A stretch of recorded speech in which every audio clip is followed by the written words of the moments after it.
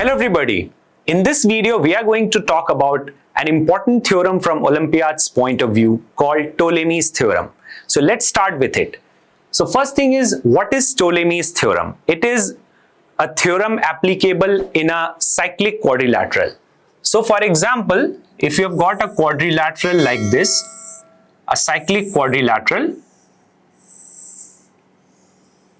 suppose its name is PQRS, and we are joining the diagonals of this quadrilateral PR and QS.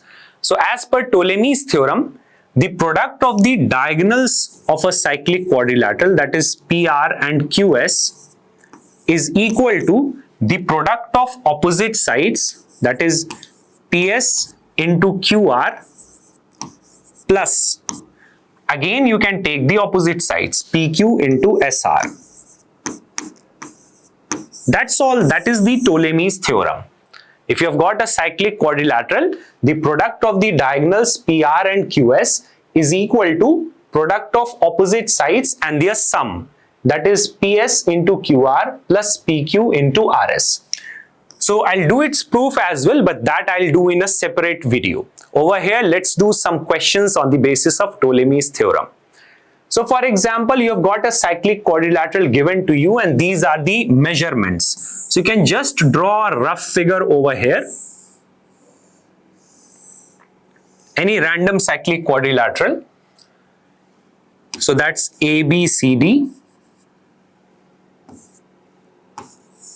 And you have to join the diagonals. I mean, they are saying to find the product of diagonals. Product of diagonals is what, guys? AC into BD, and that is equal to product of opposite sides, that is AB into CD plus the other pair of opposite sides AD into BC. That's it, guys. It's a direct question, right? But you know, it can be very hard if you don't know the Ptolemy's theorem. So you see over here, AB is equal to 2. CD is what? As per this question, CD is 11. And what is AD over here? AD is 14. And what is BC over here? BC is 7. So you see, that is 22 plus 98. That will be equal to 120 centimeters square. Why? Because you are multiplying two lengths over here. So that is the answer. That's a direct question on the basis of the Ptolemy's theorem. Now suppose they ask this type of question to prove.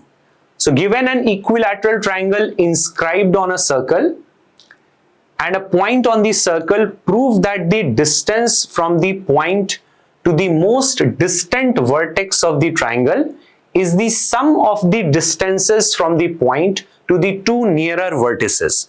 So let's first make the figure. So they are saying that you have been given with a circle over here and there is an equilateral triangle like this, correct? Suppose the equilateral triangle is PQR, I'm naming it, correct? And they are saying that you're taking a point on the circle. Suppose you're taking S, right? Now what they are saying, prove that the distance of the point from the most distant vertex of the triangle.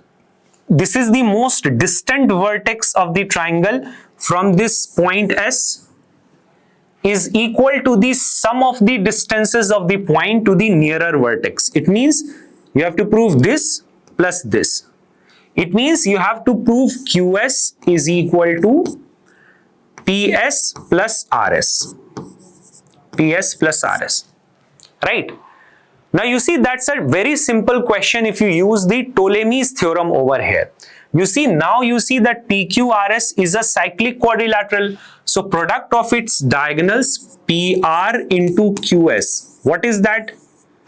It is equal to PR into QS is PQ into SR, PQ into RS, you can say, plus PS into QR. That's Ptolemy's theorem, PS into QR over here. Now basically over here, can we say that PQ, PR and QR, they are equal? PQ, PR, suppose I'm telling that X, PQ is also X, and you see QR is also X. Can we say that? So we can write it like this, X into QS, and I can take X as common. So I'll get RS plus PS over here. Because sides of an equilateral triangle are equal, so therefore PR, PQ and QR, they are equal. So you see this will be cancelled out. So have we proved QS is equal to PS plus RS? So that's a direct property. You can remember that as well. And that can be easily proved using the Ptolemy's theorem. I hope that is clear. Correct? Now let's do another question on the basis of the Ptolemy's theorem. So in a triangle ABC, we have got these values given. So let's make a rough triangle over here. Any random triangle ABC.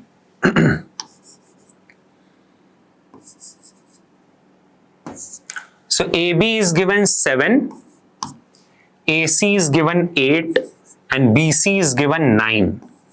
BC is given 9. Point D is on the circumscribed circle of the triangle, so that AD bisects BAC. So this is the circumscribed circle over here. Suppose there is a point D on it. Suppose D is over here, right? Let me just make it clearer. Right? So you see this is B, this is C, and this length is given to us as 9. Just check it. Okay? Now D is a point on the circumscribed circle, so that AD bisects BAC. So you join AD over here. They are saying that this angle, suppose this angle is, you can say P, this angle is also P. AD bisects angle BAC. That is given in the question. Now what you have to do, you have to find the value of AD upon CD. So CD also you can join. AD upon CD you have to find. Now you see this might look that, oh my god, that's so complex, right? But you see over here, if you can do a small construction, can I join it like this over here? And you know that angles in the same segment of a circle are equal. So you see this BD is making this angle, and the same BD is making this angle as well. So that will be P as well. In the same manner, this arc CD is making angle P. The same arc CD is making this angle. So that is also equal. So if you see the triangle BDC over here, in triangle BDC, these two angles are equal. So can we not say that BD is equal to CD?